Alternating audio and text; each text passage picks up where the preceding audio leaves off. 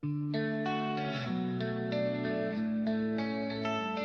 are the seekers with stars in our eyes, building the future with questions that rise. Ordinary folks with dreams so extreme, pen and paper ignite the gleam. We wander through paths unexplored, each step a story, each thought a chord. Research AIM, research AIM. There is no us without you. Together we'll see it through. Let's collaborate, let's unite. To love, to learn, to shine so bright. Our world's a canvas, a map still unknown. Each stroke of knowledge, a seed we've sown. We learn, we grow, and we give it away, making a difference every day. Imagination's the spark, curiosity's the flame. We'll change the world, never the same. Hand in hand we'll chart the stream. Together we are the forward dream. Research AIM, research AIM. There is no us without you. Together we'll see it through. Let's collaborate, let's unite.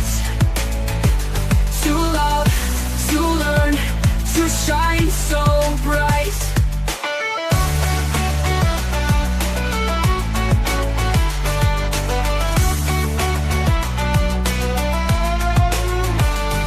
Research AIM, research AIM. There is no us without you. Together we'll see it through. Let's collaborate, let's unite. To love, to learn, to shine so bright.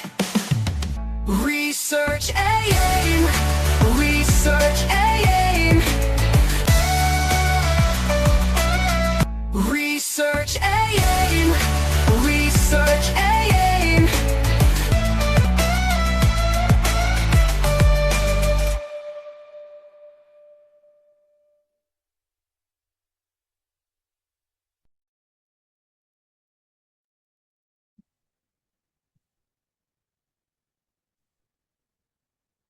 Okay, so good day po sa indo ka boss. Yaon naman po kita sa sarong serye kang sa tuyang research tambayan. So maugmahon pong maaraman ang mga araw kaining simpleng inisyatibo is may dakulang impact sa kaaki ang takot po pag-research. So last episode po, pinag-urulayan ta ang paghanap ng potential na research problem. Yaon din po ang pag-ibok ang research title, as in pag-formulate ng mga magagayon, as in comprehensibong SOP or statement of the problem. So ngunya na daw po sa episode na ini, ibang topic naman po ang satong pag-uurlayan na may kinaaraman man po girari sa research. Pero bago po iyan, may mga pag-iriba po ako sa ngunyan na matao sa to ning idea manungod sa susunod ng topic, as in gusto din po ninda kamong bation, as in good luck sa indong gigibuhon o ginigibong research sa ngunyan. Ma'am Sen?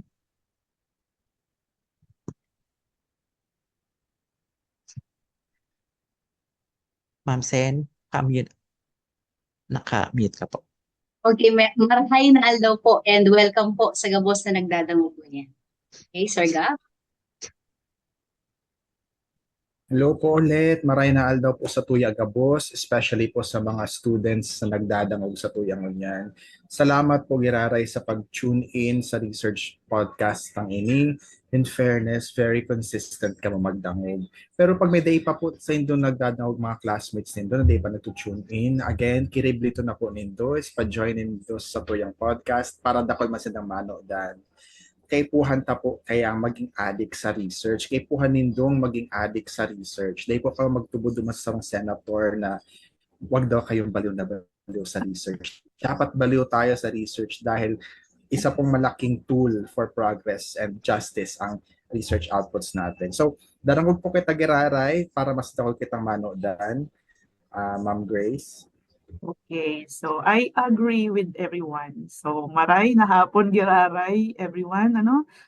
Saro na naman ang in-expect ko actually sa Aldo na niyo saro na naman progresibo as in magayon na topic ang manunodan ta ano. Pero bago yan, ma-shout out din muna ako. Shout out po sa mga estudyante kang Pasakaw Municipal National High School, Rolando Andaya Senior National High School, Pamplona National High School, Don Mariano C. Veneracion High School, saka sa 1F Trevino National High School. So, good afternoon po sa Indugabos. Sabi nga ni Kenny Sir Gab, magtangog. Ayun, mayong maraot na magtangog. Kasi sa pakikinig ta or sa pagdangog ta, duman kita makakakuha ng idea and more knowledge. And syempre, babation ko na din everyone, dear colleagues, babation ko ang satuyang podcast technician and producer na si Mr. John Crescent Palawag. Thank you so much for your effort na mapagayon ang Samuyang Visuals. Siya po ang responsable para sa mga visuals na nahihiling ni Digdio and I am thankful na napapaunlakan niya kami. So, shout out sa imo, John Crescent Palawag. So, Elay? So ayun, maray na hapon po ulit sa Indogabos. Welcome po sa another episode kang Research Tambayan po. And syempre, salamat po sa mayong sawang suporta sa muya sa pagdangog po. So stay lang po kalmo dyan. So baybayan po nindo kami kasi for sure mas dakol pa kitang magagayo na pag-uuralayan and naniniwala ako na saro na niyong episode naman yan. Sir Mike? Okay, thank you, Eli. So, welcome po sa satong third episode kang Research Tambayan na may temang AI nako, ang do's and don'ts ng online sourcing.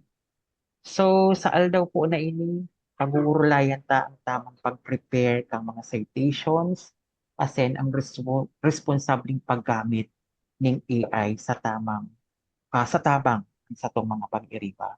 So, unanta na po siguro. So, ini po ba mga bagay na ini is problema na po ba ini kaito or ngunyan, problema pa din, lalong-lalo na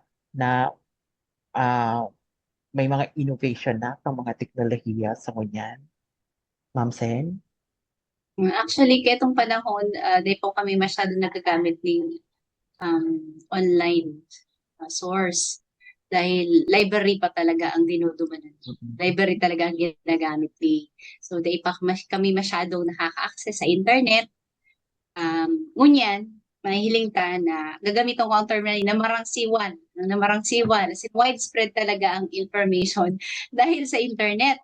Very lucky ang sa tong mga paradangog ngunyan, mga estudyante na dawa sa inka magduman, available talaga, ang internet access. So, in one click, kaya mo maghanap ng information, pero ini information na ini nahanap ta, or kay puhanta na i-verify kung tama bang information na ini.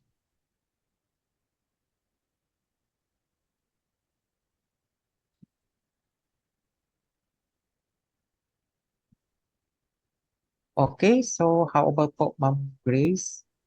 Okay, so arog ni Ma'am Sen, medyo, lalo na kang time ko, medyo mayo pa din talagang gamit ang internet. So, yun, sobrang lucky ka mo, everyone, na nahiling nindong niya na dakulo na kamong pwedeng sanggunian kang sa indong mga problems. Kaya ito talaga dahil kay puhan mong kung may tuyo ka sa LGU, talagang maduman ka sa LGU. Kung may tuyo ka sa library, maduman ka sa library. Mabasa ka yung newspaper and all that. Talagang kung sa mano-mano, talagang mabasa ka talaga. Pero ngunyan, dahil sa available na nga ni ang internet and all that, although dakol ining danger, dakol ini yung masasabi tang garo disadvantages, pero dakol din naman ini yung advantages, lalong-lalo na sa mga ginigibot ang mga researchers. So kay ito, problema ang paghanap ng mga kung saan kami makaka-source out kung nga hinahanap ng related literature and all. Pero sa ngunyan, daita na siya problema. Nagiging problema na lang siya dahil sa habo nang mag-effort ng mga estudyante. Iyon lang yan siguro ang nahihiling ko. Pero on the other hand, ang AI talaga is dako lang siyang advantage sa tuya, particularly sa education. So, Sir Mike? Okay, siguro ma'am sa kabila kang pagiging lucky ka sa tuyong mga estudyante sa ngunyan Mm. because of the innovation kayong teknolohiya siguro saro sa mga task ta bilang sarong teacher is doon sinda maging responsable sa paggamit kaning mga teknolohiya lalong-lalo na po sa pag-prepare kang mga research. Ano po ma'am? Okay, so Sir Gab. Ang time ko po, ako po gayud si dakol po kayang klaseng millennials ano. Ako po kaya medyo pa-late millennial na ako. So nag-start po ako magkaigwa ng access sa internet around elementary hanggang siguro high school. Nagagamit na po ako internet para sa mga research. Pero ang internet po kaitong panahon, nagpupuon pa sana siya kaitong 2000s, nagpupuon pa sana siya maging domestically available sa mga households. So kang time na ito, garo tulo o apat lang kami sa section na igwang internet sa harong. And ako, na-expose tulos ako sa earlier form ng internet. Kunya po kaya baga pag ma-search kita sa Google or sa magamit kita kay ChatGPT or Gemini or Copilot, madali na sila mag-search ki information. Pero kaito kay puhan igo ka talagang skill para mag-search, magamit ka ng mga commas, colons, parentheses sa search bar para makuha mo talaga si information na hinahanap mo. Ngunyan po kaya, nare-reveal po digdi ang age ko na medyo older millennial po ako. Mas gurang pa po ako sa Google, sa search bar. And kang nagpuon po ang Google as a search engine, very, very simple pa lang po si algorithm niya to the point na ika mismo ang ma-customize kang search terminologies mo para lang mahanap. Ngayon po kaya advanced na ang algorithms kang Google na igwa na siyang tigpa-prioritize na mga search results. Ang apod po dyan, search engine optimization.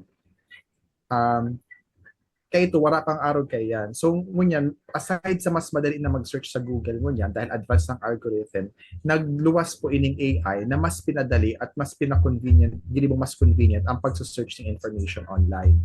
Pero araw nga pang sabi kang mga pag-iribata, kay punta po mag-ingat sa AI, nagluluwas po sa mga studies and based na rin po sa personal experience ko, na may problema pa ang AI, especially in terms of accuracy and veracity kang information na tinataon niya. Igwang nagluluwas dyan ng mga inaccurate information or mga hallucinations. Later po, maybe, mas ma-explain ko siya mas deeper. Pero yan po muna yung halis ako. Okay, so thank you so much po. So, Miss Ella. So, sa Kuya Man po, siguro kami na po talaga itong talagang nakaranas na talaga na very advanced na develop na po talaga ngunyan ang mga artificial intelligence. And saro po ako sa siguro evidence talaga na dawa magsain kang part kung may gusto kang ihapot talaga, dawa may problema ka personally, pwede mo nang makaulay si AI. Nakakatabang na siya. So, with that po, siguro magayon siya, advanced, very ano siya, advanced and may advantage siya.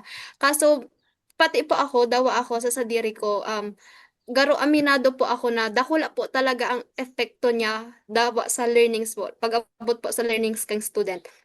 Minsan po medyo nakakaapekto siya sa ito pong attitude kang students, itong minsan huhurugakan ka na, i-search ta na lang yan, mas madaling gibuhon. Tas lalo na po minsan kapag hararin na ang deadline, i-search ta na lang yan. So with that po palang dakulang issue sa, lalo na pag-abot po sa plagiarism po baga. So siguro mas magayon pa din po na pag-urulayan talaga ang do's and don'ts ngunyan para aram ninda kung hanggang saan ang limitation and si boundaries lang ninda kang si paggamit po. So yan lang po Sir Mike.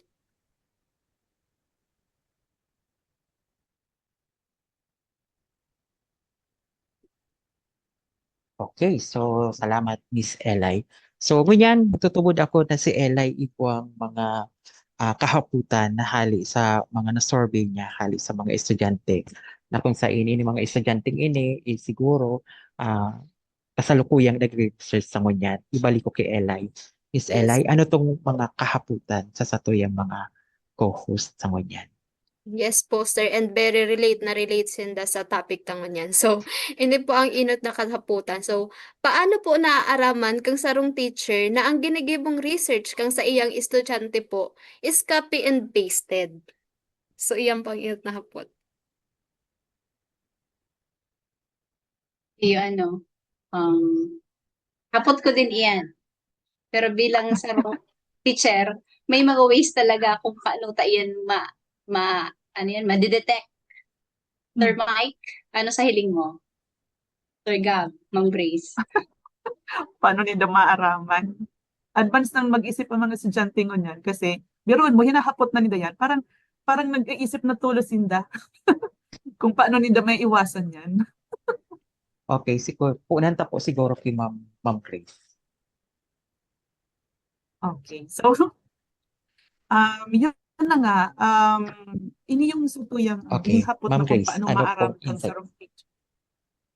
Yes po. So yun, paano kung maaraman kang sarong teacher na ang ginibong research kang sa iyong estudyante copy and paste? Ini siguro, ma-agree man ka mo kaini sa kuya, ano. Aram nindo, everyone, ang mga teachers nindo, bistado ang performance nindo.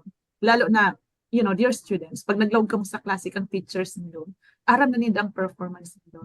Minsan nagpapa-essay yan, biriglaan. So, aram ninda ang capability nindo. Siyempre, pag binasa mi ang mga essays nindo, maaraman mi kung si isay talaga digdiyo itong, matibay siyang mag-compose ng arog kani, arog kani. So, naaraman mi ito. Tapos bigla, kapag may masubmit sa muya na perfect ang pakagibo, na dawa minsan kami napapa-question kami sa sarili ming skills, ay, aram nyo yan, na-copy and pasted siya. Inot-inot sa gabos, yun, halos perfect na English, na kapig pa-quiz mi si mga estudyante, pero bago mag-arog ka niyo, bago mag-arog ka ang simbag niya, ang style of writing niya. Pangadua, may hiling mo minsan, bako sindang maingat, itong mga, syempre na copied and pasted, may mga additional texts dyan na na-edit, na nahiling mi, oops, talagang kinapi iniyo. And then pag, pigsasalang mi siya sa Turnitin, kasi igwaman kayo, aram nindo everyone, kala nindo ligtas na kamo, day maaraman, pig-humanize nindo yan and all that. Pero igwa pa din sarong, may mga ginagamit din kaming mga AI para ma-detect kung ang sa indong ginibo is copied and pasted. Kapag sinasalang mi siya duman, saro na dyan ang Turnitin. Talagang nahihiling siya kung talagang pig-generate siya, pig-alter siya kang AI. Kaya di ka mong lusot. So yan ang paisisimpag ko dyan. So, arami talaga na copied and pasted dyan dahil nga ni may kaibahan kang si inot mong ginibo duman sa pag-essay ta or pagka nag-quiz kita, nagsimbag ka duman sa essay, naaraman mi tulos yan. And then, yun, may mga additional na text sa paper, and definitely, pag pigsasalam siya sa mga arrogant sa Turnitin, talagang may hiling mo na, 100%, 70%, 50% plagiarized. So, yan ang take ko dyan, Sir Mark. Okay, so thank you so much, Ma'am Grace. How about po, Sir Gab? Same po kay Ma'am Grace, madali po talagang mahiling ang AI output without using Turnitin or other AI detection tools based lang po sa performance talaga kang students. Nahihiling po talaga yan. Ang tigi-isip kaya kang students, pag nagpa-quiz kita, simpleng quiz na yan. Or pag nagpa-reporting kita, pag una ninda, so content lang kang report ang nahihiling ta without realizing na pati ang speaking style, ang writing style ninda, napapansin tayan at natatandaan tayan. Garo siya superpower, ma'am. Kada kulog katang estudyante, pero by some miracle gayon, yung milagro, natatandaan ta ang writing and thinking and writing and speaking style kang bawat student na yan. Tapos magiging obvious yan na nadidipisilan niya na siyang mag-pronounce kang mga words na ini. Nadidipisilan siyang na i-spell out or i-enunciate in words. Pero pag abot sa written report, nagagamit siya ng mga darakulao na words na garubagan nilamon niya na sa thesaurus. Na duman pa sa na, obvious na dahil niya talaga ginagamit yan normally sa pagsusurat. So duman pa sa na, obvious na. Number two talaga, ma'am, dyan is kapag pina-explain mo ang output sa INDA, sa isang follow-up activity, tapos di na nila na-explain properly or coherently, dyan sila nadadakop na AI ang output nila. Although igwa mang pirang exemptions, na may matibay ka talaga ang estudyante na talagang naggamit talaga siya nag-effort talaga siya, tapos kayang mas siguro balik na doon mo ang hapot sa iya, kaya niyang simbagon. Ito, talagang ligtas ka, dumanta, kaya mong i-explain si topic ko. Pero pag magayunan ang report mo, magayunan ang written output mo, pero di mo siya kayang i-explain in an oral presentation or an oral recitation, wala, talagang aram mong AI yan. Kasi ano pati siya, ma'am and sir, ma-detect mo man ika mismo, mahihiling mo na AI siya, very different ang style kang AI sa human writing. Yes. Ang saro po dyan, ang AI writing, very structured and may tendency siya mag-over-explain. Even the simplest concepts, tig-explain niya yan as if na di ibaga naiintindihan kang reader, so concept na yan. Ang human na nagsusurat, ang human writer, ang tendency niya, malingawan niya na dahil palang gabos nakakaintindi kang aral niya. So may mga simple terms ang human writer na dahil niya natin over-explain or mas dahil niya natin i-explain or dahil niya natin define, ang expectation niya ay common sense ini. Aram na dapat ini kang tao. So di ko na siya i-explain. Tapos less structured and mas scattered, halos nagkakaiba ng iba-ibang direction or offshoot ang discussion kang sarong tao. May pagka-disorganized. So duman pa sana, mahihiling mo na si human difference yung human output sa AI output. So, I mean, mas madali po ko talaga kung may Turnitin. May Turnitin ba tayo, ma'am, sa CBSU? Parang mas madali ko ang buhay. Dahil ko kaya Yes po. Igwa Dati. kita, mahagad ako ng access doon. Pero without Turnitin, kayang-kaya po talagang mahiling yan kang mga teachers. So, yun lang po. Okay, garo iko kita sir kaya sa CBS-UA. Dahil ko lang po araw kasi dati po ikong manaka-premium po kita and kami man sa NCF flag scan po ang gamit. Okay. So yan, madali palang mahilig mabasa. Ano po, kaya lang aside daw dyan, is there any mechanism kaya to assess kung ikaw pang paano hindi nyo ma-detect copy-paste na ini? Okay, so Ma'am Sen, Okay, arog man kang mga sharing nila, no? Igwang mga online plagiarism checker na pwedeng gamitin para i-check kung gibo talaga nila. And, kinopya nila. Panduwa, ako kaya, bago mag-start ng kang klase ko, pinapasurat ko muna sinda, alam mo, sa getting to know activity, pinapakompose ko sinda. So, dyan pa lang, may hiling mo na kung paano sila constructing paragraph. So, makakompare mo duman sa indang mga outputs na pinag-ibo mo na mayo ni AI. Kasi ito on the spot. Yan. Yan po ang simpleng bisto ko kung AI ba talaga ang ginibo nila or AI generated ba ito or bako. paano ma'am kung pig AI man ito pagpabistado? Sa ngunyan ko po, kaya baga, dawa nasa klase, may mga cellphone. Sa cellphone po nga ni, pwede na pong igwa po pagkang kung familiar po kamo sa may sa ChatGPT, may Perplexity, so pigstogo lang, right prompt lang, tatawa na ni AI. Ano po ma'am? But anyway, so thank you so much po, Ma'am Sen, Miss Eli.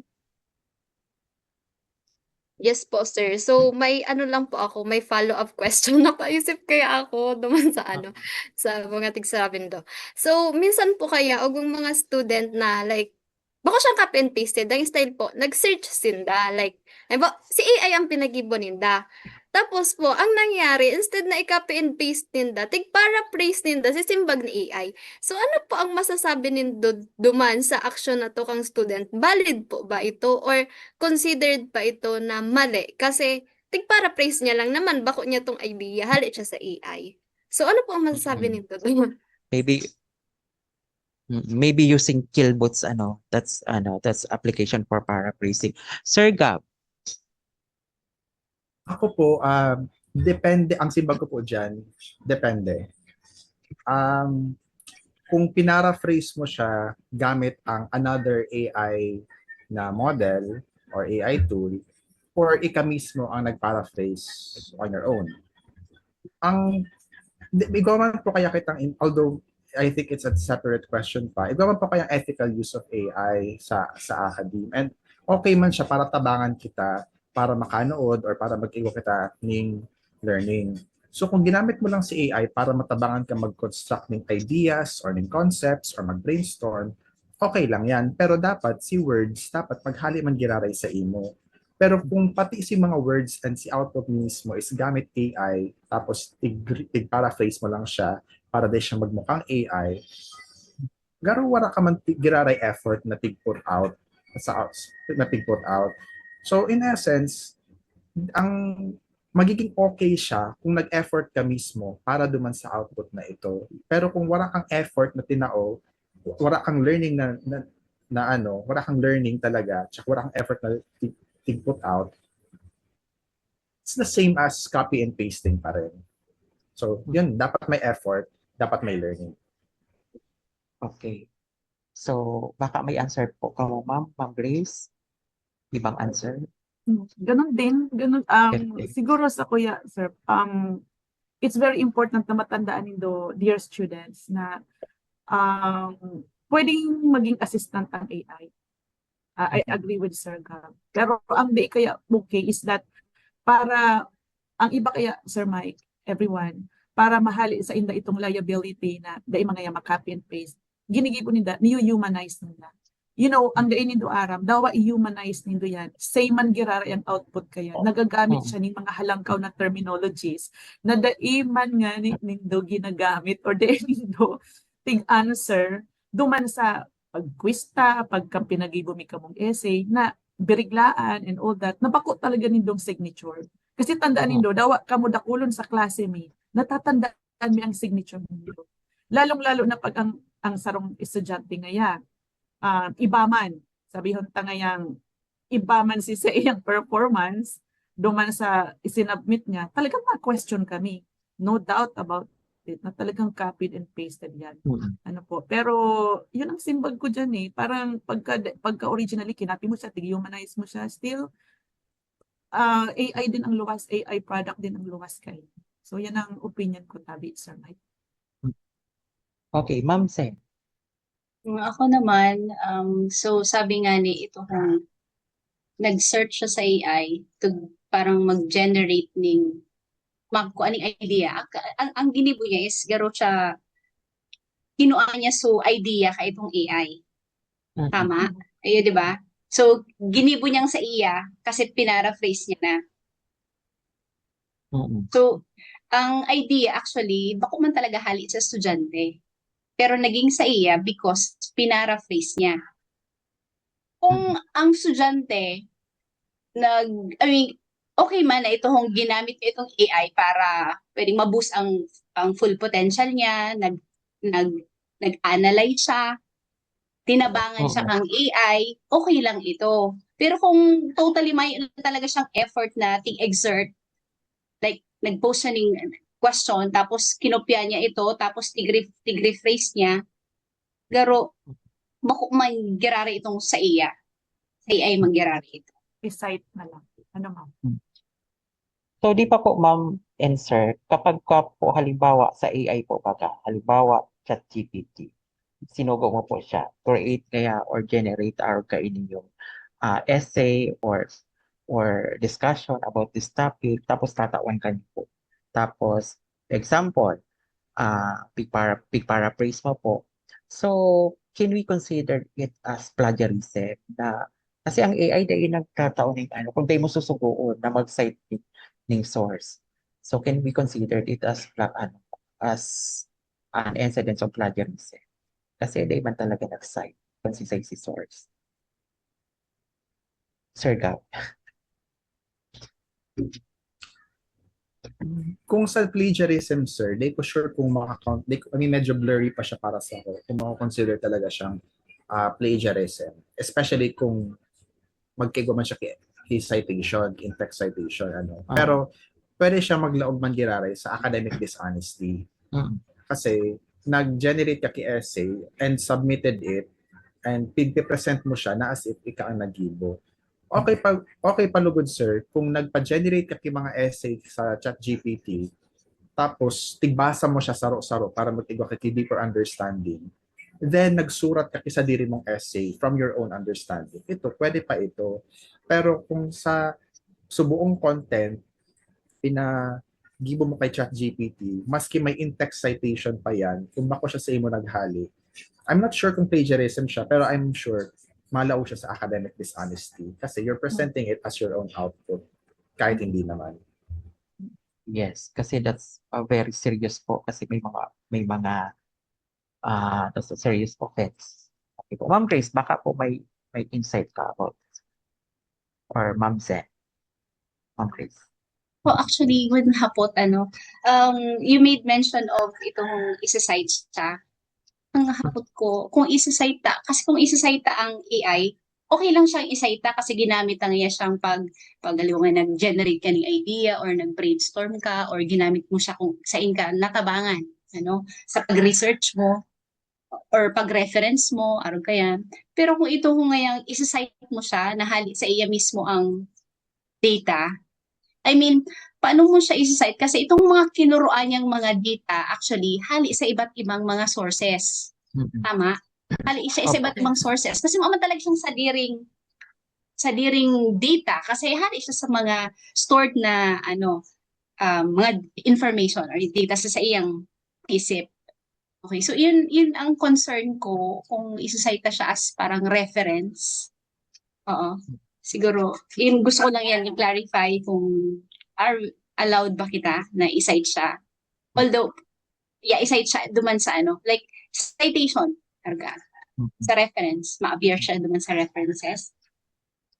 Opo. Kasi pwede din po kasi mangyari na kasali sa prompt mo na Siguro, sir, and ma'am, i-include ang citation. sa option na arog kayan, para maging safe. I-cite na lang siguro. Kaya lang ma'am, very general ang AI. Sorry. I mean, isa-cite mo siya as source of information. Baka ito, isa-cite mo siya na ginamit ko ngayon siya para ngayon naging assistive siya sa imong pag-gibo ng research or kaya. Pero itong pinopoint ko lang, itong as source of information, source of information and then ito na ginamit mo siya as parang assistant mo sa pag-develop kang sa imong research or kaya. So, Sir Gab.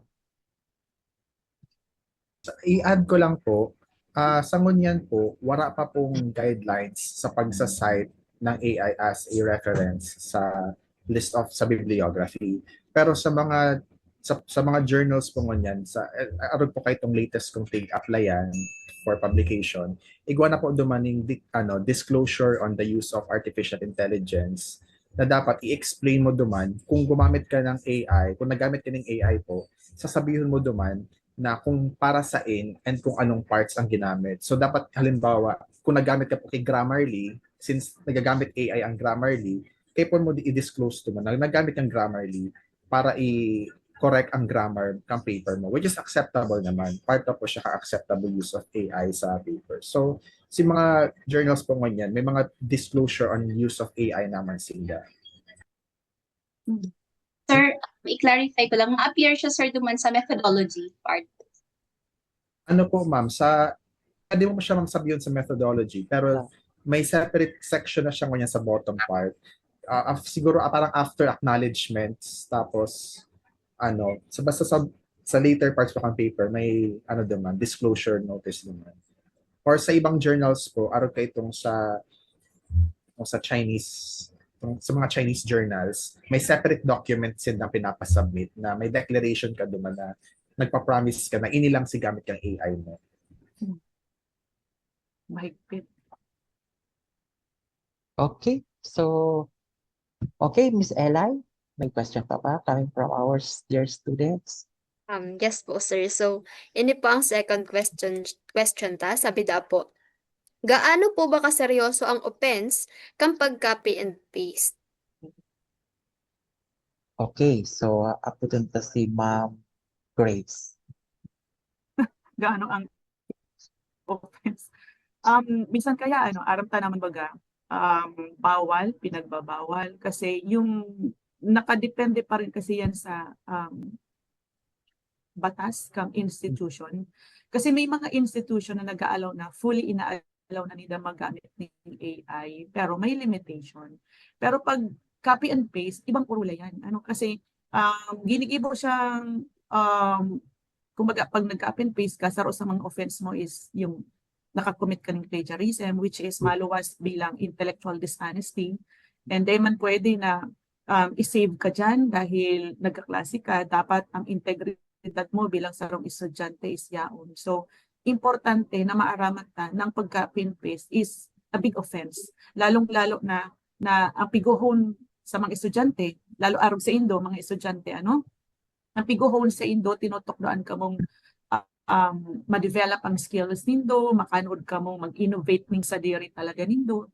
Tapos, ang ginigibo nindo is kabaliktaran, nangunguanan ka mo ng idea ning may idea na hali sa AI, tapos pinipresent nindo sa Indo, nawawara itong human factor na ine-expect sa sarong graduate, di ba? Di ba dapat pag-graduate ka, you are full of integrity, minanokdan ka, matibay kang mag-construct. I mean,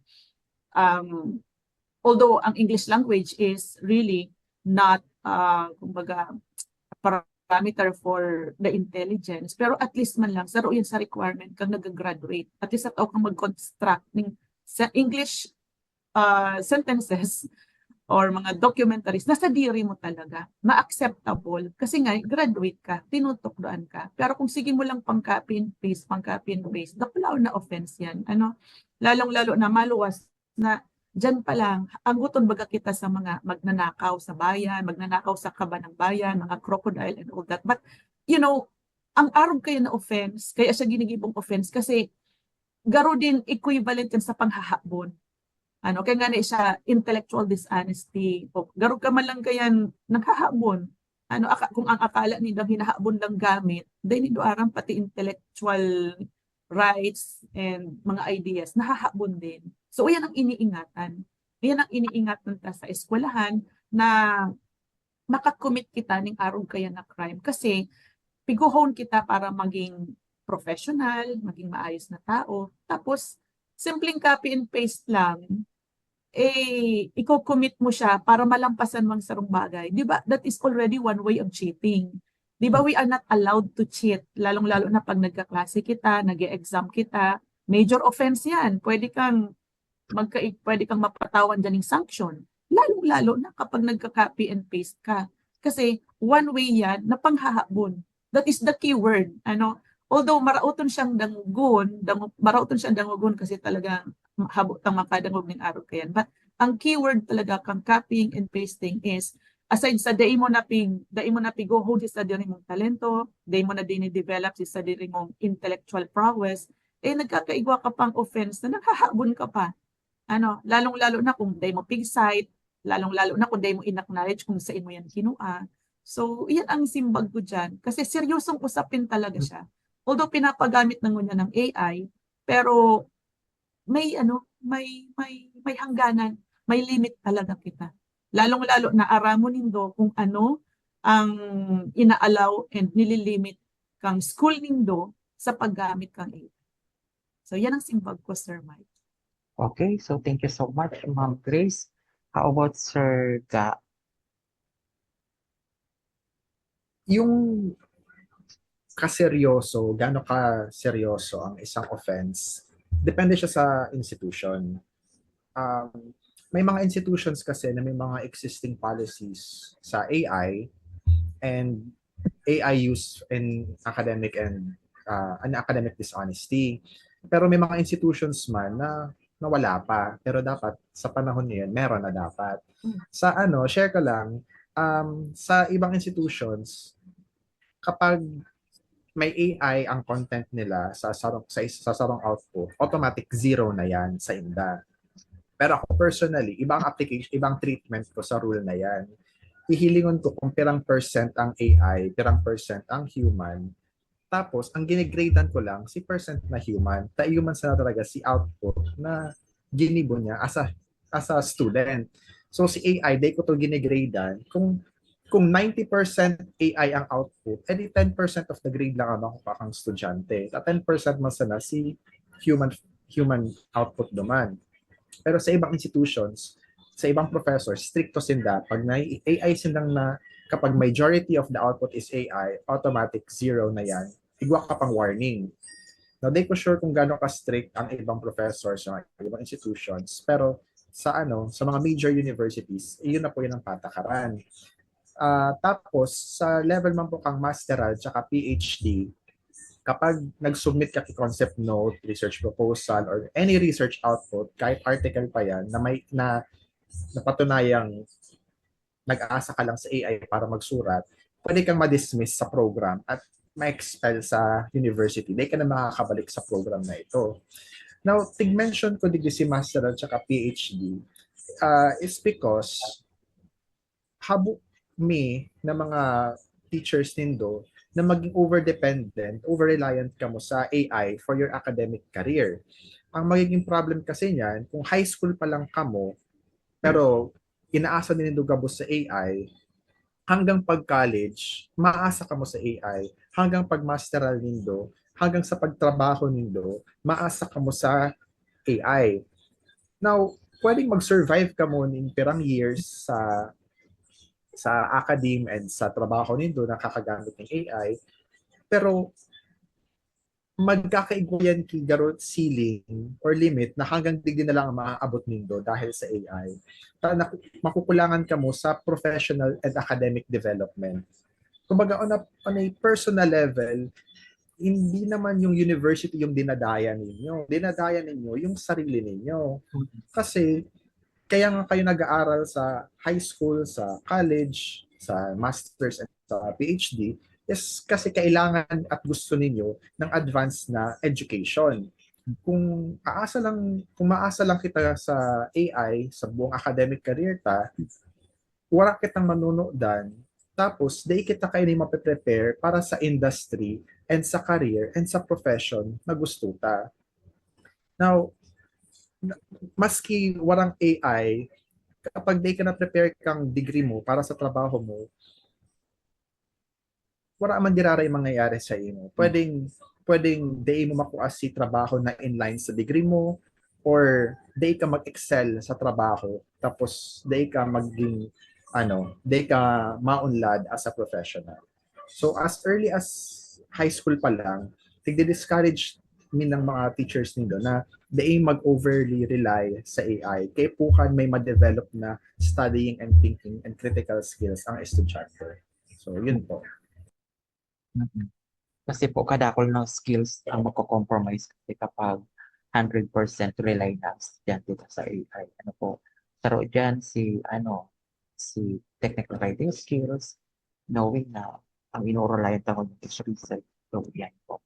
Ma'am Sen, Naman po kung simbag ni na Ma'am Nina, sir, siyempre po, gawa ng mga established na policies sa kanya-kanyang schools. So, pero saro talaga yun sa pinaka-serious na offense na pwedeng mag-evoke ng estudyante, because this is one form of dishonesty. Sabi nga ng Grace, intellectual dishonesty. So, kumbaga, inako mo ang sarong work na garo sa imo, original. Okay? Pero bako man talaga hali sa imo. So, saro ining klase ding paghahabon ng idea na hali sa iba. Pero, actually, may mga legal man na paraan para mag-copy and paste. May inaabot kitang direct quotation, no? Iyo po. yes, Diba? opo. Legal yan. So, kaya po mo siyang i-cite. I-cite mo itong source mo.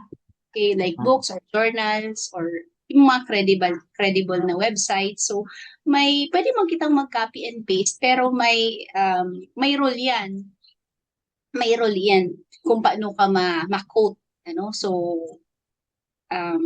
like, for short quotation, kung anong gumamit ng quotation marks. So, pwede mo gamiton duman sa mababa lang na sa 40 words. Pero pag mga long quotation, either that is 40 words pataas, hindi mo na siya kaipuhan ng quotation mark. So, ang importante lang para di ka ma-charge ng intellectual dishonesty, kaipuhan mo lang na i-cite itong mga sources na nilaag mo po duman. And sa ibang school, I think, ina-allow man ito kung may certain percentage naman of parang plagiarism, mga 20% or 18%, oo. So, siguro papel mong iyan, bako man na 100% gabos mo kinapi and paste. Yan. Okay po. Okay, thank you, Ma'am Sen. Ma'am Elay. May gusto po atang sabihin si Ma'am Grace. Nagre-raise siya sa Yes, Ma'am Grace. Sorry po. Okay. Pag-abot duman kaya, magayon itong naging point ni Ma'am Sen, pwede kang mag-copy and paste. Take note, everyone ha, baka maano nindo. Pwede ka mong mag-copy and paste. Direkta, word for word. Ang kabataan ng pag-asa ng bayan. Kunyari, kinopy and paste mo yan. Pwede mo siyang i-copy and paste na araw ka yan. Pero lalagyan mo siya ng quotation. Tapos, isasabi mo kung kisa yan haling tinaram. Pero ini-take ko, Ma'am Sen, ang hapot ko, what if, si sa iyang ginibo, puro direct quotation, tad-tad din direct quotation. Yun na nga. May certain percentage lang na allowed sa schools, like 20% lang. Pag naglampas ka na dyan, kay po mong umulit. Diba? Oo, babawasan. Baka kaya puro na direct quotation, 3 pages, direct quotation goes. 100% na yan.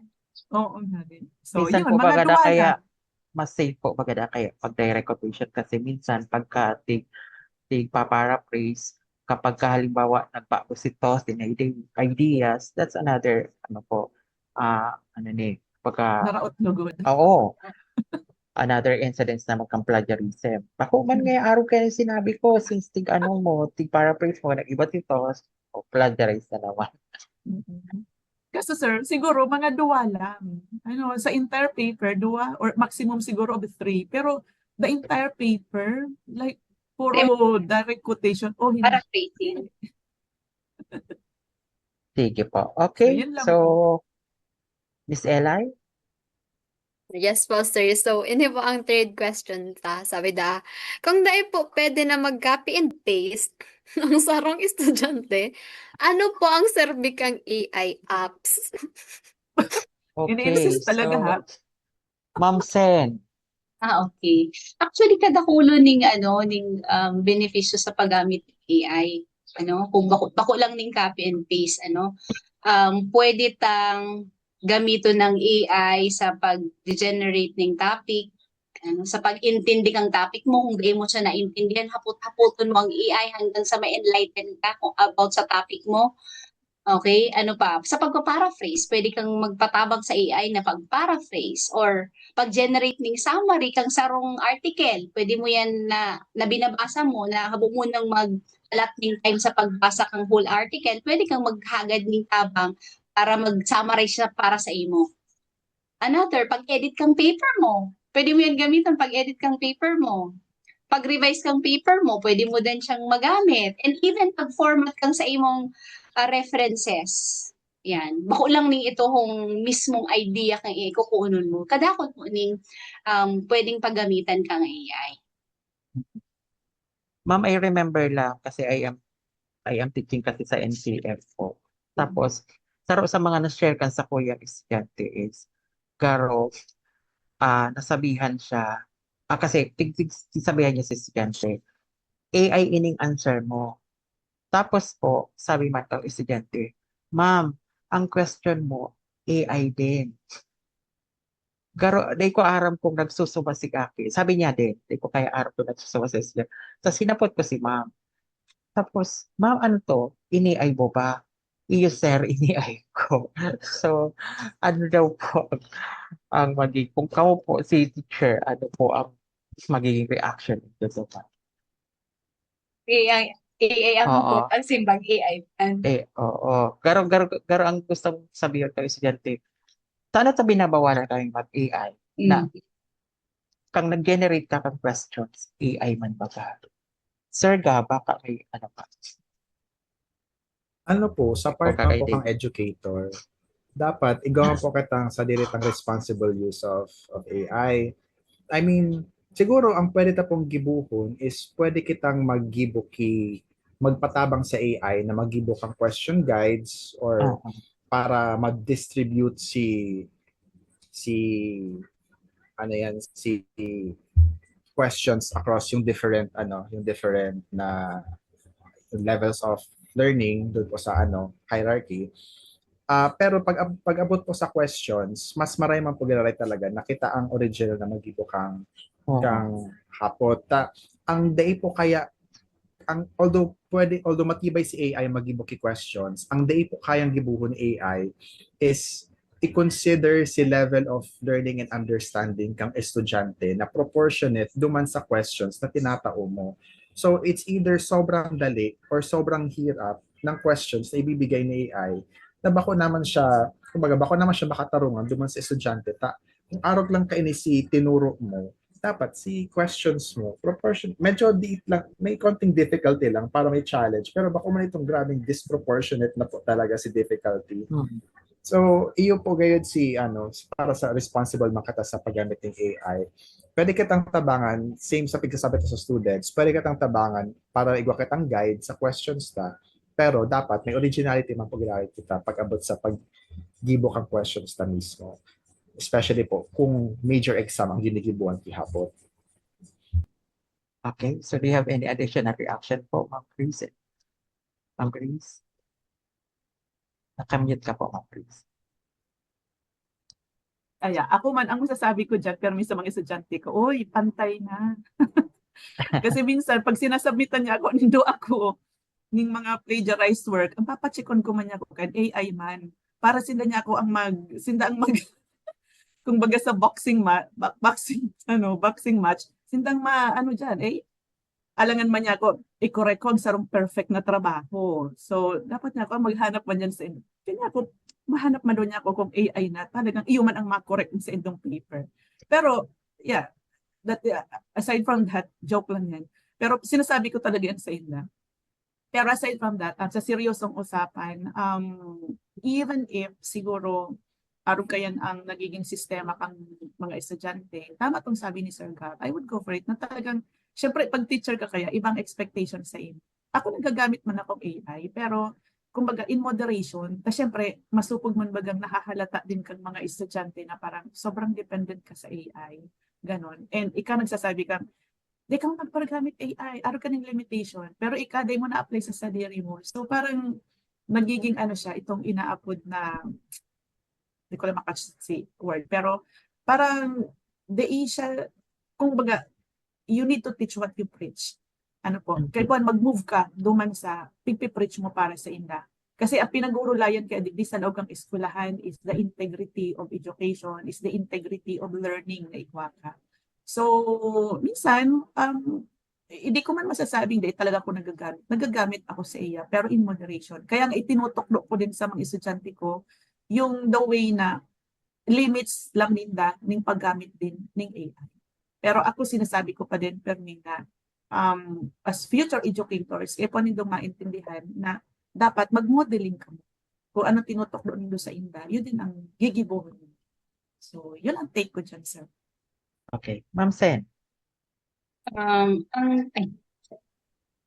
Sorry. Ang take ko man dyan, siguro too much reliance para sa is not okay. Too much reliance is not okay. And siguro dito ikumpara na sinta estudyante sinta kita teacher kasi teacher kita, actually kadakol kitang mga tigigribo and sinta estudyante. So kita ginagamit ang AI para matabangan kita ay mapadali ang satuyang trabaho. And sinta estudyante, ibig sabihin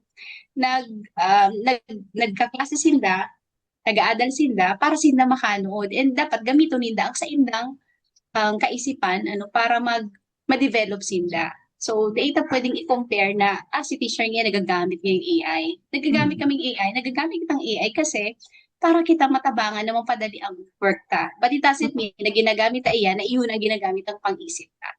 Yan lang po. Agree. Okay, sige po. Okay, balikan ko po si Sir Gab kasi gusto ko araman po anong kasibagan niya duman sa kahaputan kang estudyante, manungod sa sabi nga ni, ang silbi kang AI na kung bawal na ang copy-paste. Sir Gab, ano po ang sa imo? Opo, sir. Sa paggamit po kang AI, dapat, kasubaw ko po siya tigsasabi na dapat maging responsible kita na data iaasa sa AI si gabustang output. Aside sa dishonesty siya, on a personal level, wala ka manunodan. Pwede pa po gayon na gamiton ta ang AI para matabangan kitang maghanap ng sources of information. Tabangan kitang maintindihan si mga difficile na concepts na data talaga kayang intindihon. Pwede itang gamitin ng AI para i-guide kitang structure si mga ideas ta para mas malinaw sa tuya kung anong mga binabasa ta. Pero day po, ibig sabihin, nagagamitan ta na lang si AI para i-substitute si learning na dapat kita ang nagigibo.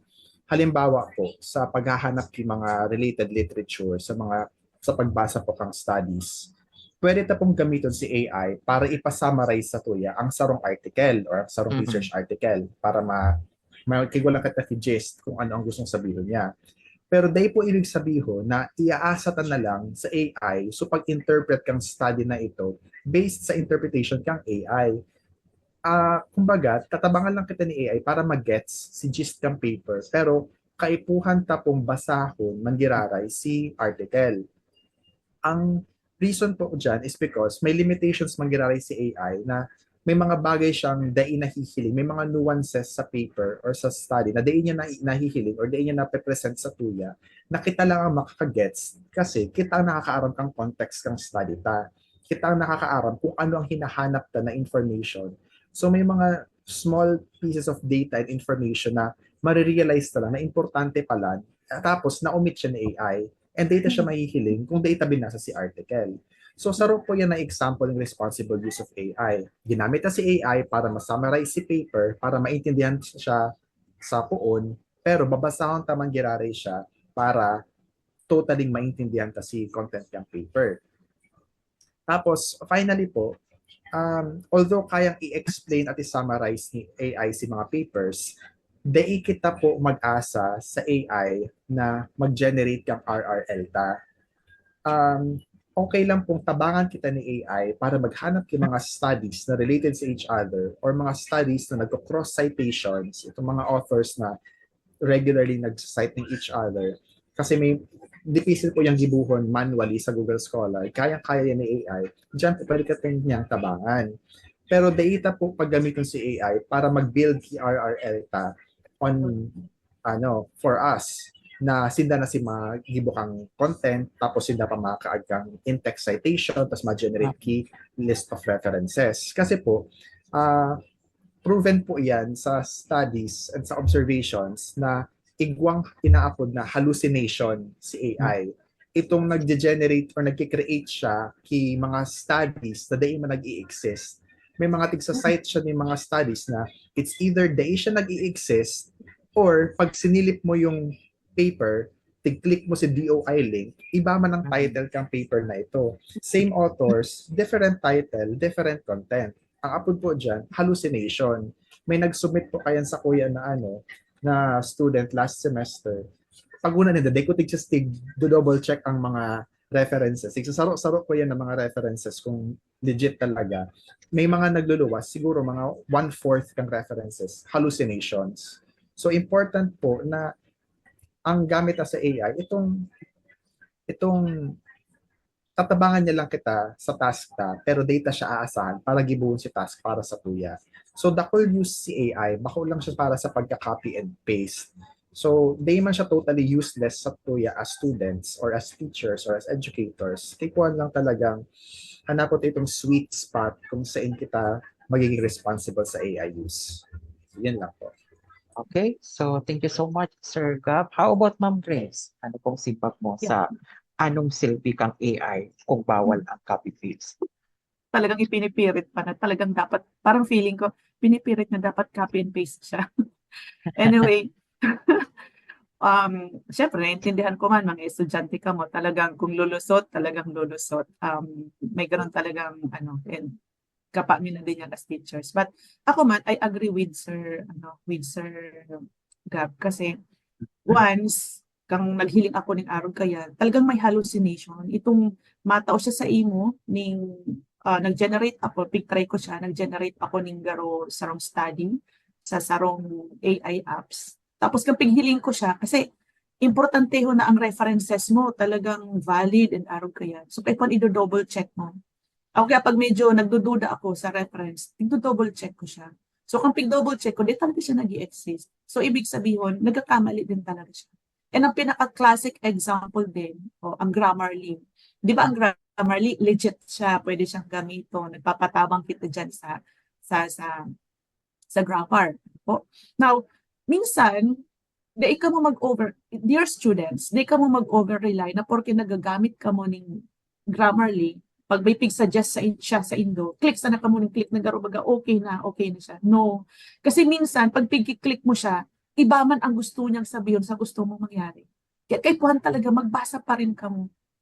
Kapag nagre-research ka, importante yun na maray na pag-anahon nindo, itong reading skills nindo. And bakusan ng reading, yung comprehension.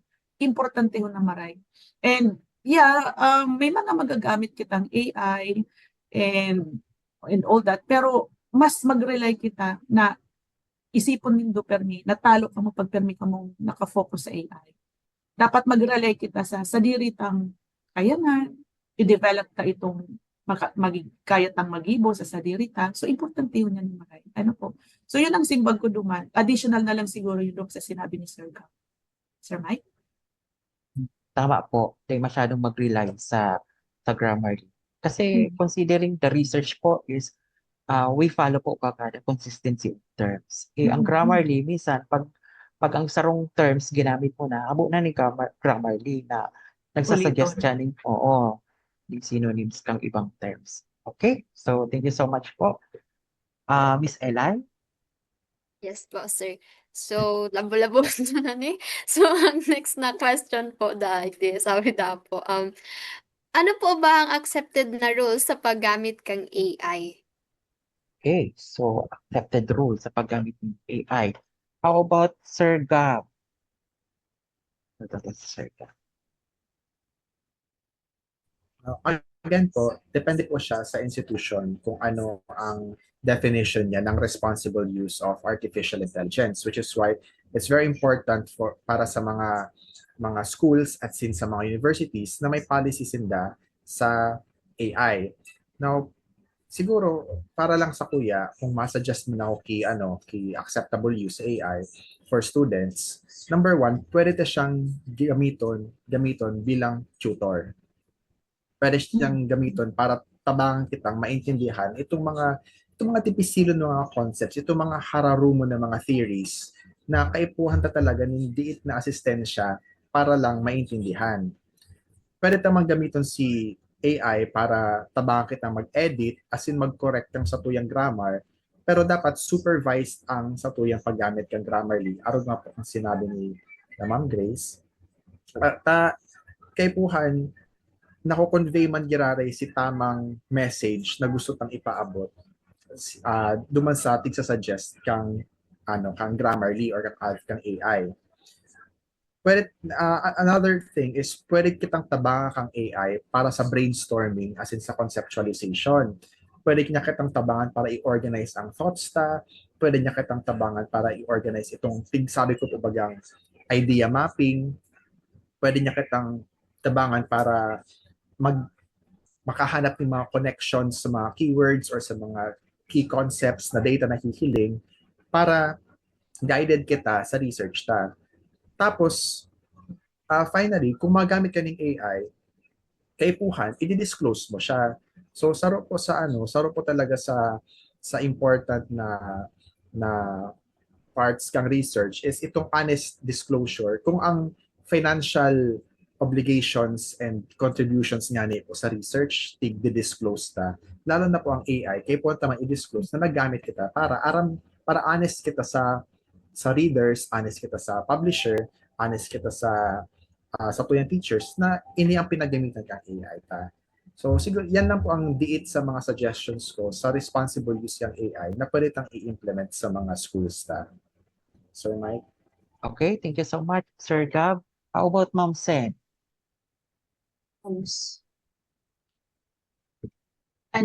Siguro tama itong sabi ni Sir Gab na may mga established rules about the use of AI, pero kasi I think Romayo tama na established the rules about ethical considerations about the use.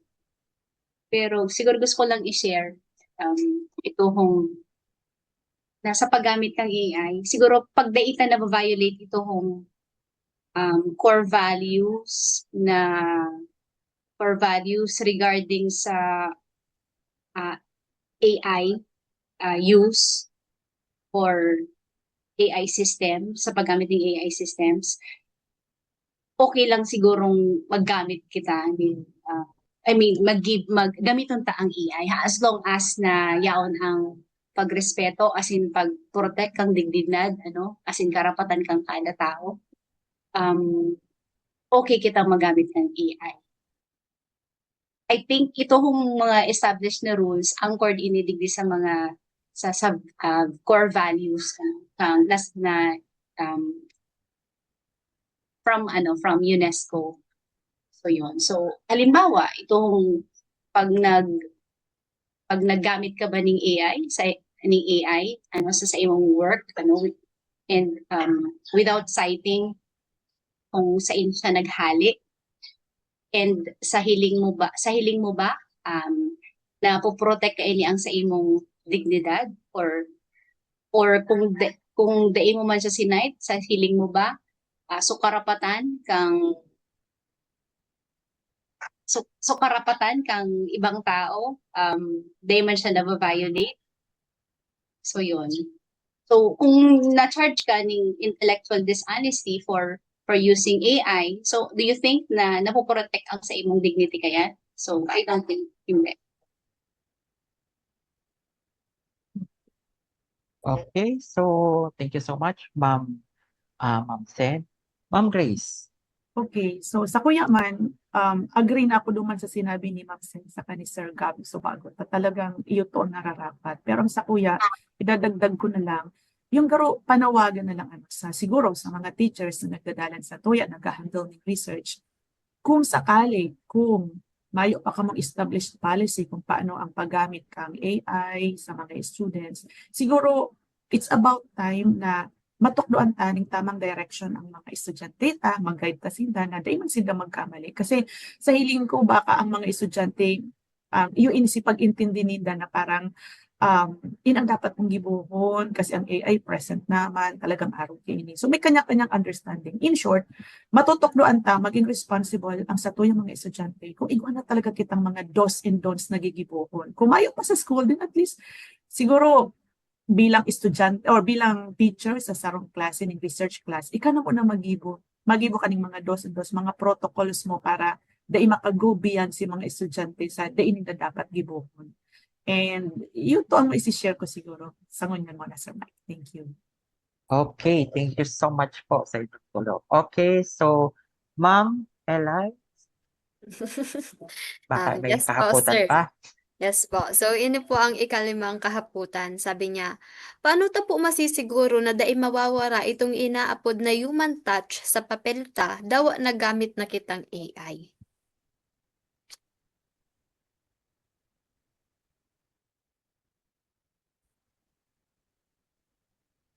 Okay, so wag kayo ng question. So, punan ta po kay Ma'am Sen. Okay. Sabi ta nga ni ang AI bako siya talaga ding pamalit sa sato kundi kay puwanda siyang gamiton na siya kita matabangan as in ma-boost ang satuyang full potential bilang sarong human. So yun lang po. Okay, so thank you po, Ma'am. Sir Gab. Para po sa kuya, important po ang human touch or human aspect sa paggamit po ng AI. And para day po mawara itong human aspect, kaipuhan po ng duwang bagay para sa ko. Ang ino po is ang application ng critical thinking and supervision sa AI outputs and AI models na generate ta. Kaya puwanta itong critical thinking and supervision to make sure na ang mga outputs na generate ni AI ay consistent sa gusto talagang ipaluwas or gusto talagang i-communicate based sa tuyang sa direct understanding. So dapat kita ang nagja-judge sa quality kang AI, bako si AI ang nagja-judge or nagde-determine ng quality kang outputs na dapat out po kayo ng relationship with AI. Tapos number 2, although tigtatabangan kita ang AI para ma-improve ang satuyang IQ, ang satuyang analytical and computational skills dahil matibay siya na na tutor, matibay siya na companion, kay puwanta po giraray applyan kang sa tuyang emotional intelligence ang giraray. So sa pagibot na po ki mga research na tinatabangan kita ni AI, sa pagibot na po ki mga communication letters, sa pagibot na ki mga field reports, sa pagibot na ki mga maski anong mga written outputs hali sa AI, important po na sensitive siya, culturally sensitive, respectful, responsive, and compassionate man giraray sa makakabasa o makakadangog kang sa tuyang outputs. And siguro, pero gusto ko lang na na ipaabot na pero reminder or warning, the more na ginagamit ang AI, the more na natututo siya o nakakaukod siya, nagibuhon si trabahong pinapagibot ta. So pag inasa ta sa AI ang trabaho ta, garo mo mas na tinutok doon si AI, napalitan ka sa trabaho na inaadalan mo pa sa nang gibuhon. So do not teach AI to replace you for a job na hindi mo pa nga nakukuha kasi nag-aaral ka pala. So, yun po para sa akin, Sir Mike. Okay. Kayo lang na na-insight, Sir Gab. Ma'am Grace. Okay, so sa Kuya Man, sir, ang take ko dyan, para di mawala itong human touch, ikaw pa rin dapat ang may gibo. Wordings mo, sa diri mong style, kasi ang AI yaon lang talaga yan dyan para gibuntang tutor, assistant, ano. Pero minsan nga sinasabi ko sa mga estudyante ko, okay lang na marong grammar ka mo, okay lang na din hindi ako submitan ng perfect na grammar na trabaho, ano po. Pero sabi ko, mas namamati ko kaya na kung kamang nagigibo, namamati ko yan, nahihiling ko man yan sa output nindo. Ano, okay lang na may dikit na pagkakamali, pero at least, doon mo mahihiling na talagang gibo pa nindo yan. Na-i-integrate pa dyan sa indong human touch na iyo nga ang hinahapot nindo. So, yan, dyan ko siya talagang and the rest, nag-agree na ako kay Ma'am Sen and kay Sir Gab. Pero pag abot ka sa human touch, talagang dapat kamo pa rin ang may gibo. Hawak niyo pa rin ang beat. So yun lang po, Sir Mike. Okay, so thank you so much po. Miss Eli, baka iba pa question coming Yes, from our sir. students? Last question na. Ano ba ang last question? Sabi da, may i-recommenda po ba kamo nin apps na pwedeng gamiton kan mga aki na ugwang mga legit na sources po. Mga legit na sources. Okay, so Sir Gab, baka may i-recommenda ka sa inyo. Naririsa, sir, na Gen Z talaga ang naghahapot. Ang terminology ginagamit nila, apps, bako website, bako apps talaga. Apps. Nasanay kasi sila na lahat ng sources naka-app mode na talaga siya. Sa kuya po, sir, mas kidakol ng mga apps and mga software and mga AI na ginagamit mo niyan. Ang pinaka-reliable po talaga ginagamit kong search engine for scholarly articles is Google Scholar man po talaga giraray. Duman po ako naghahanap ng mga sources. Ang challenge lang po talaga sa Google Scholar, actually bako lang sa Google Scholar, ang challenge lang po talaga sa academic publishing or sa scientific publishing, may mga paywall or may mga articles na kaipuan mong bayadan si journal para mabasa. And wala pong, kumbaga, wala ka pong magiginibo kung di ka magbayad unless i-email mo si author para makuha mo si article niya. Na-try ko naman po yan. May mga magagayon akong article na di ko mabasa kay kuwan kong bayada. Tigahanap ko lang si corresponding author, tigi-email ko sinda, and after a few days or may mga 1 week, nagre-respond sinda and willingly nindang tinatao si article ninda para basahon. So may arog man po kaya na work around. So yan po ang masasuggest ko. Si Google Scholar po talaga ang pinaka-reliable ko na ginagamit pag naghahanap ako ng mga sources. Tapos when it comes to data naman po, dakol pong available na data online.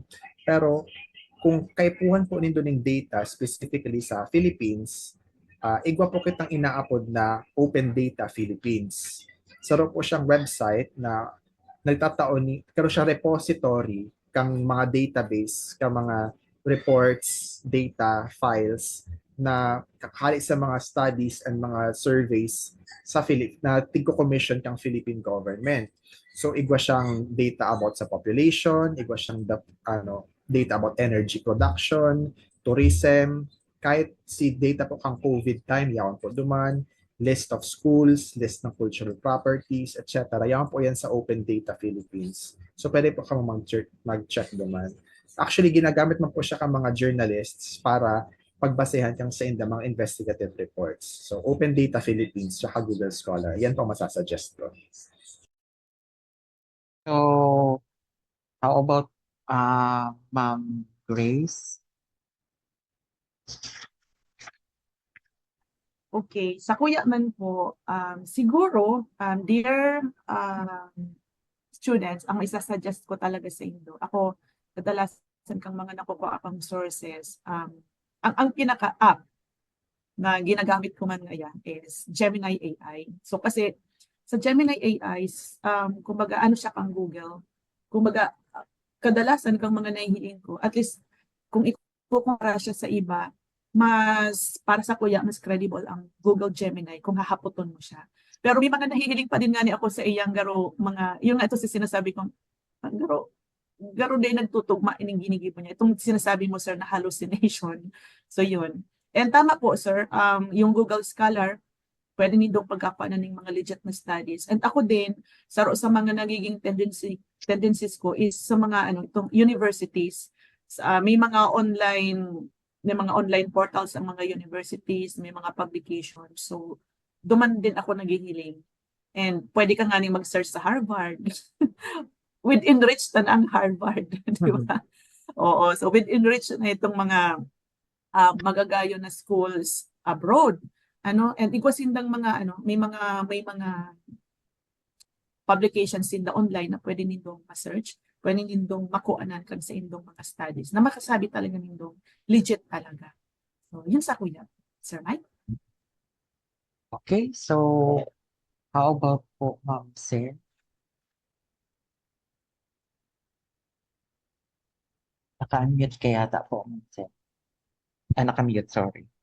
Okay. Agree po ako sa sinabi ni Sir Gab and Ma'am Grace. Ako, ang ginagamit ko lang talaga is Google Scholar tapos itong SciSpace. Yun lang pang ginagamit ko. So, na siguro akong may dadagdag po doon. Yan po. Okay, thank you po. Ako po siguro ang maidadagdag ko is I don't know if familiar ka mo sa ERICS. So that's another form po kang legit din po mga sources. Okay, so Miss Eli? Ikaw pa ba Miss Eli? Wala na po sir wala na pong question. So naubos na po si Anom. Okay. So thank you so much po sa inyong time. So again po sa aldaw na ini, so mataw po kita liwat kang mga guest kang sa tuyang mga napag-urulayan. So magagayon po ang mga tig-share sa tuyang mga kang sa tuyang mga co-host. Then saro po sa mga yes Ma'am Grace. Siguro, idagdag ko lang po, sir, Sige po. digdig po kayo sa inuurulayan ta. Dakulaon na aspeto na mahiling ta itong mode din or experience din kan mga estudyante. So, dakulaon na i-take into consideration ta na pag pinag-uulayan ang AI, it's not just about you, my dear students. Dahil nindo isipon na parang crime na tulos na magamit ka mo ng AI. It's not your crime or it's not anyone's crime. Pero masasabi ko na lang, sana maintindihan nindo na kaming mga teachers naghihigpit lang sa indo sa paggamit ng AI dahil mas gusto ming makanood ka mo on your own. Yung pagiging independent nindo. So gusto mi ka mo maging independent, mahiling na talagang na-develop nindo si sa indong knowledge. Kesa pag nahihiling mi ka mong nagagamit ka mo ng AI na may pero nakakasad siya sa part me. Pero sana maintindihan nindo na ginigibo mi ang paghihigpit na ni ako para sa muya, kundi para sa indo. In fact, masasakitan nga ni kami na magparabasa kami ng mga day perfect na gibo. Pero mas okay nang mahiling mi ito kasi nahiling mi talagang effort mi.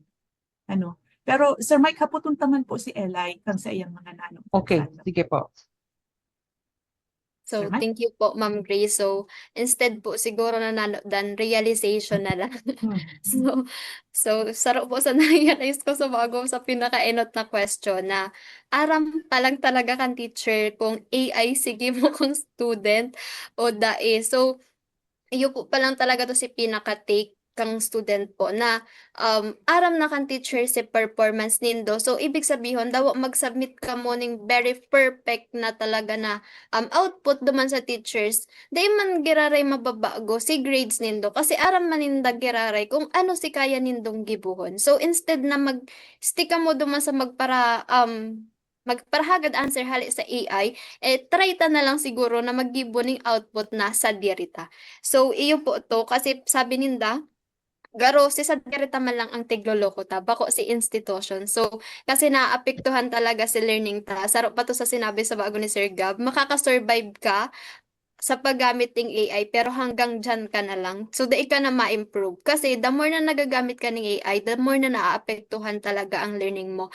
And one of the misunderstanding po about sa AI, dai siya, bako ang pinaka-main um, focus niya, bako ito ang pinaka-main na application niya talaga sa tao, dahil ang pag-copy and paste, kundi uga pa siyang mas dakulang application, lalo na sa paghibukang research, sabi dahil sa bago ni Sir Gab, pwede to siyang gamiton sa pag-brainstorming, pwede to siyang ipasummarize ang study ta, or maghanap kita ng mga resources duman, pero kaipuhan pa din, nababasahon ta pa din kung ano stig ka kaagta sa papel ta, kasi minsan may nauumit kita na very important na detail talaga na dapat ikakaagta sa paper ta, pero ita siya na ikaag kasi hinuruga ka na talaga magbasa. So, kadalasan po kaya iyon na talaga, iyon na yan, na-summarize niya na yan, iyon yung nakuhaon ta. So, iyo po ito, very wrong din siya. Saro pa po itong sinabi ni Ma'am Grace sa Grammarly. Kasi kapag nagpapa-translate po kita, so, i-make sure man giraray na babasahon ito ang tigpa ayos mo na grammar sa iya kasi minsan nababago po talaga si gustong sabihon mo duman sa itig tatao niya. So siguro masasabi ko na lang po pwede kang magamit ng AI pero use it responsibly po. Dai ka maging dai mo gibuhon master ang AI, instead ika ang maging master kang AI. So gamiton mo siya in a good way po. Yun na lang. Okay, so thank you so much, Miss Eli. Okay, so magagayon po ang mga tig-share ng tatuyang mga co-host, including our Miss Eli. So, sarap po sa mga dapat na po sigurong tandaan, si mga tig-share kan sa tuyang mga pag-iribadiki. Halimbawa po, sabi ninda po na very lucky ka mong mga kabataan sa munyan.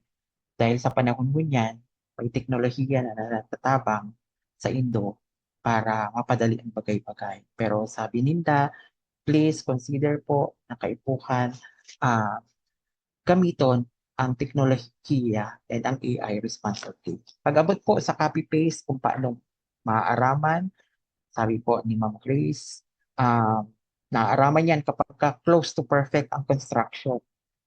Tapos, sabi man ni Sir Gab, kapag day kayang i-explain orally ang mga written output. And Ma'am Sen, may mga strategy kasi si Ma'am Sen. Sabi ni Ma'am Sen, pinapasurat niya muna ang mga klase niya bago punan ang klase. Kasi siguro to assess kung aarong ka iniyo mag-construct sa iyong mga estudyante.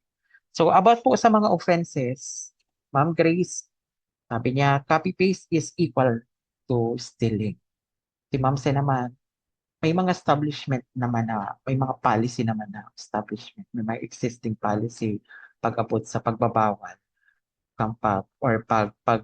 pag limit kung ano lang dapat ang paano paggamit responsibly kang AI. And same with Sir Gab, sabi ni Sir Gab, may mga school na very strict pagkaabot sa paggamit ng AI.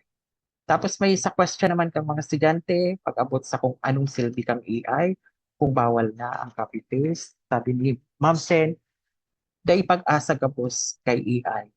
Don't ask AI to generate RRL and RRS, sabi ni Sir Gab. Gamiton lang po ang AI para makatabang and dapat substitute ang learning na dapat kita ang nagigibo na tao Ano po? And si Ma'am Grace, don't rely too much sa AI. And then, pag-abot naman po sa accepted rules sa paggamit ng AI, sabi ni Sir Gab, depende ini sa mga institution policy. Ah, gamitin lang ang AI just to make, kumbaga, gamitin ini as a tutor. Ano po? Basta, sabi man ni Ma'am Sen, basta dahil nagpa-violate or value kang paggamit ng AI system, mayong problema. Ano po? So, digdi man sa kung paano nawawara, dapat mawawara ang human touch. Dawa nagagamit ng AI. Sabi ni Ma'am Sen, don't let the AI replace you as a human. Mag-apply ng emotional intelligence, dapat sensitive, compassionate, sabi ni Sir Gab. And Ma'am Grace also mentioned na dapat ikaw pa din may gibo and assistance lang ang dapat na tinatawag ang AI. So, anong mga website naman ang dapat gamiton or i-recommend? Si Sir Gab, mas gusto niya sa Google Scholar. And kaya lang ang medyo problema, sabi ni Sir Gab, may mga nakiklik siya na may mga bayad. Si portion lang siguro kag abstract ang nababasa niya, tapos blurred na diba sa baba. Ahagadan ka na sa imo, sa imo credit card account. And then of course, he also mentioned the Open Data Philippines. Tapos sa mababasa mo duman ang mga data kang population, tourism, list ka mga schools, etc. Si Ma'am Grace naman, ang maire-recommend niya is Gemini AI or Google Gemini. Same with Ma'am Sen. Okay, so yan po, natapos po kita sa another episode. So yan lamang po sa aldaw na ini. So liwat po, abangan po kirarin kami sa masunod na episode. See you po again. See you soon po, everyone. So, permi lang po ninyong tatandaan, prepare now and think us later. Bye-bye po.